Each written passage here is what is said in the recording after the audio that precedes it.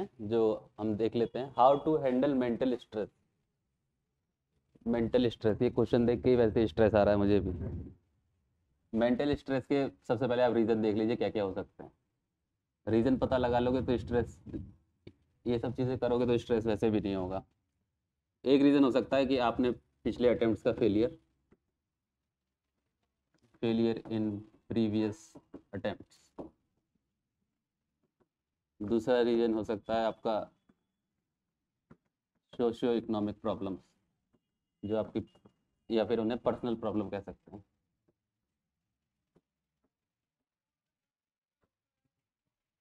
तीसरा रीज़न खोजोगे तो और स्ट्रेस पड़ेगा, तो तीसरा रीज़न कोई नहीं है, दो ही चीज़ें होती हैं, या तो आपका एग्ज़ाम नहीं निकल रहा है, या फिर आपके पास अलग से कंस्ट्रेंट्स हैं, या फिर टाइम नहीं बच रहा है, या फिर आप टाइम नहीं दे पा रहे हैं। तो जिस वजह से रीज़न यही होगा हमेशा, ये एक कॉजेज है, लेकिन मेन इमीडिएट रीज़न यही होता है कि अटेम्प्ट्स में जब क्लियर नहीं होते हैं तो स्ट्रेस होता है। मेरा भी जब 2018 का अटेम्प्ट पहला था तो मेरा प्री क्वालिफाई नहीं हुआ था, तो उस वक्त मेंटल स्ट्रेस इतना तो नहीं था, लेकिन हाँ स्ट्रेस तो होता है जब आपका रिजल्ट में आपका नाम नहीं आता है।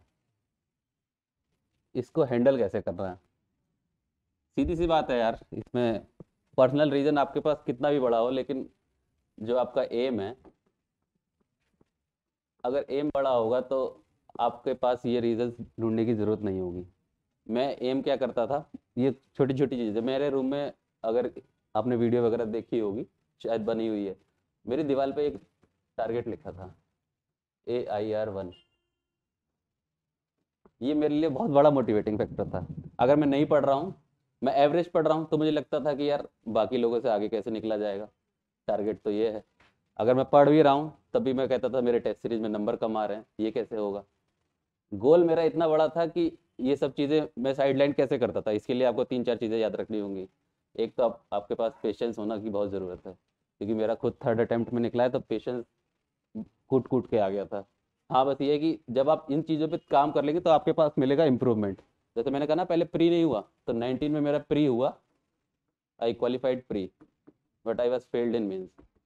तो फिर से आएगा यहाँ पे स्ट्रेस, आएगा नेक्स्ट लेवल स्ट्रेस। लेकिन अगर यहाँ गिव अप करूँगा, यहाँ पे मैंने इसको देखा, अगर मैं यहाँ रिलेशंस को देखता या पर्सनल प्रॉब्लम्स को देखता, तो यहाँ तो मैं बैक टू नॉर्मल चला जाता, जीरो पे फिर से आ जाता। लेकिन 20 में क्या हुआ, प्री भी हुआ, मेंस भी हुआ, इंटरव्यू भी हुआ, IAS का एग्ज़ाम भी निकला, PCS का एग्ज़ाम भी निकला, सारे एग्ज़ाम निकल गए। तो इन सब का रोल अब तो नहीं है, लेकिन उस समय था। तो आपके पास पेशेंस होना ज़रूरी है।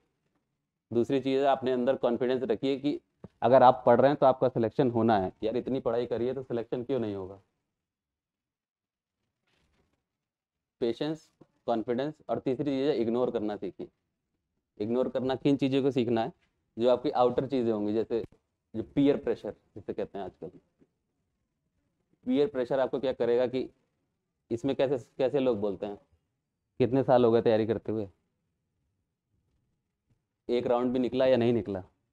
जो आपको देख ही नहीं रहा है कि आप कितने घंटे पढ़ रहे हैं, आपकी क्या स्ट्रेटजी है, स्ट्रेटजी चुनी, जिस आदमी को सिलेबस भी नहीं पता है, या फिर उसे UPSC का नाम नहीं पता है, लोग बस क्या जानते हैं, IAS या फिर PCS। जिसे UPSC नहीं पता, PCS नहीं पता, सिलेबस नहीं पता, GS क्या होता है, एथिक्स क्या होती है, मोरालिटी क्या होती है, ऑप्शनल क्या है, जो आदमी आपसे कभी नहीं पूछेगा कि आपका ऑप्शनल क्या था, वो आपसे कहेगा कि यार कब से लगे पड़े हो, होता क्यों नहीं है, लगता है कंसंट्रेशन नहीं है तुम्हारे में। तो जब वो ये सब एकदम तीर फेंकेगा ना, तो आपको एकदम छन्नी कर देगा। तो ये सब चीज़ें आप उसको रोक ही नहीं सकते, जहां आप उसकी डिबेट में इन्वॉल्व हुए आप उसके गोले में फंसते चले जाएंगे, और वो आपको इस सब में ले लेगा। तो इन सब का एक ही तरीका है यार, इग्नोर करना सीख जाओ। तो ये वर्ड जो है एडमिनिस्ट्रेशन में तो काम नहीं आएगा, क्योंकि यहाँ पे लोगों की प्रॉब्लम्स नहीं, अपनी प्रॉब्लम्स जो फालतू की हैं, जिनका कोई रोल है नहीं, ना प्रिपरेशन में ना किसी चीज़ में, तो उन चीज़ों को इग्नोर कर दो। आपके पास प्रेशर नहीं होगा। जब इंसान देखेगा ये आदमी सुनता ही नहीं है, बात ही नहीं करता है, तो फिर आपको वो क्या प्रेशर दे पाएगा। और जब प्रेशर लोगे नहीं तो अपनी पढ़ाई पे फोकस हो जाएगा, और अपना इग्नोर करके अपने एम को और बड़ा रखो। क्योंकि यार एक बार जब बन जाओगे, व्हेन यू विल क्वालिफाई, तो वो पीयर प्रेशर आपके लिए प्रेशर नहीं होगा, वो आपके लिए मोमेंटो लेके आएंगे। वो आपका आपके पोस्ट शेयर करेंगे, आपके पोस्ट लाइक करेंगे, कमेंट करेंगे, वो भी सब भूल जाएंगे। तो इसलिए आप भी वो चीज़ याद मत रखिए। ये चीज़ आप आराम से मेंटल प्रेशर हैंडल कर सकते हैं, बिल्कुल कर सकते हैं, और आगे जाके आपको वही सब करना ही है। अब इस पे ज़्यादा फिलॉसफी नहीं करेंगे, अगले क्वेश्चन को डील करते हैं।